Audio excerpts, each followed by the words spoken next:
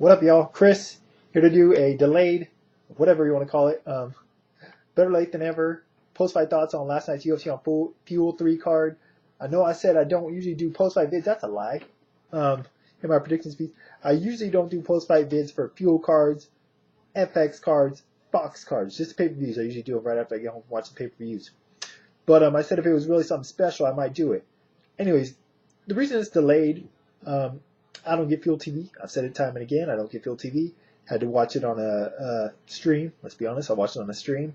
But unfortunately, the stream started really cutting up toward the main event.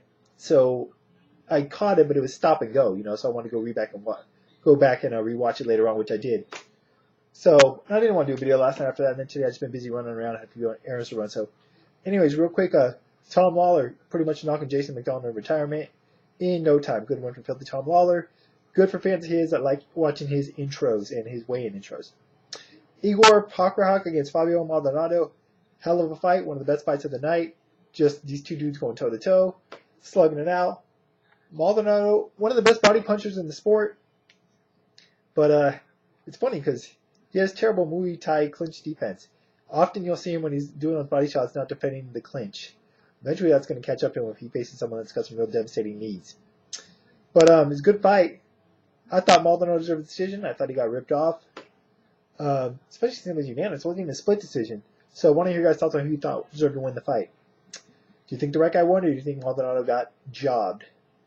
Yves Jabin, Jeff Hoffland. Jeff Hoffland can take a hell of a ass whooping. That's all I got to say about that. Good fight for Yves Jabin. But man, I thought he had a Hoffland on more than one occasion. So big ups to Hoffland for making it to the final bell. The fight I was looking most forward to.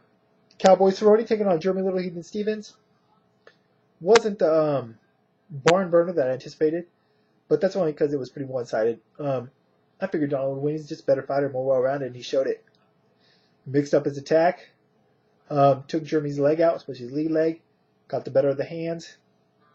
Jeremy did what Jeremy does. Swung, looked for the big shot, and if he doesn't get it, he's probably going to lose, and that's what happened here. He just couldn't land that big shot, never stopped looking for it. He did land quite a few big shots on Cowboy, but didn't even phase Cowboy at all. So, good win for Cowboy to get back on track, and hopefully we'll get to see him back in the cage sooner than later. Amir Sadala, Jorge Lopez, bad fight, bad decision, in my opinion. That's all. Main event of the night, Dustin Poirer taking on the Korean Zombie, Chan Sung-young. Hell of a fight, man. What an epic fight. This is why it's great the UFC is making main events 5-round fights. Sure, you get fights like Rashad Evans, Phil Davis, something like that's going to happen occasionally, but I believe that was 5 rounds. But more often than not, if you're lucky, fortunate, you're going to get something like this, which would have been a good fight, but not nearly as epic if it would have been over after 3 rounds. Would have just went to a decision, obviously. But yeah, early on, Korean Zombie looked like he was hurting Poirier more often than not with some of the shots he was landing. Good back and forth. Second round, it sure looked like I believe the second round looked like the Zombie was going to submit Poirier on more than one occasion, transitioning from arm bars to triangles on numerous occasions, but Poirier was able to survive. But unfortunately, in the third round, it looked like the Zombie was dead tired. And I'm thinking to myself, from what I remember seeing in TV and movies, zombies have great cardio. Those guys never get tired, but apparently this one does. So Korean Zombie was pretty gassed out, and I was like, damn, don't let this fight slip away, man. You're in control. And it seemed like Poirier had more left in the tank, even though I thought he had taken more damage up to that point in the fight. So it looked like things were turning in Poirier's favor in the third round. Of course, the round ends. Fourth round comes out. Zombie looked like he got back a little bit of a, what do you call it? Second win, whatever you call it. I know there's a better term for it, but I can't think of it at the moment. But anyways, yeah, Zombie comes out, catches Poirier with the shot, knocks it back, jumps in with the flying knee. I don't think he really caught him with that flying knee against the cage, but Poirier I do think was hurt by the punch. That's why he shot for the takedown. And I don't know how bad gassed he was or hurt, but you think he would have been a little better at seeing that submission coming that Korean Zombie was trying to set up, but he wasn't. Korean Zombie locks on the choke. Poirier doesn't tap. The referee lifts his arm like an old wrestling WWE, WWF, and fight's over.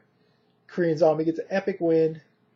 Hell of a fight, man. Hell of a fight. Probably lead contender for fight of the year thus far, from what I can remember off the top of my head in MMA. But yeah, it sounds like Korean Zombie may be next for the winner of Jose Aldo versus Eric Koch. I imagine most people like myself expect Jose Aldo to win that fight. So let's say next UFC featherweight title defense, Jose Aldo versus Korean Zombie. What do you think about it? I love the fight. I don't think Korean Zombie could win the fight. I do think he could win it. It's not impossible, but I don't think he's going to win the fight.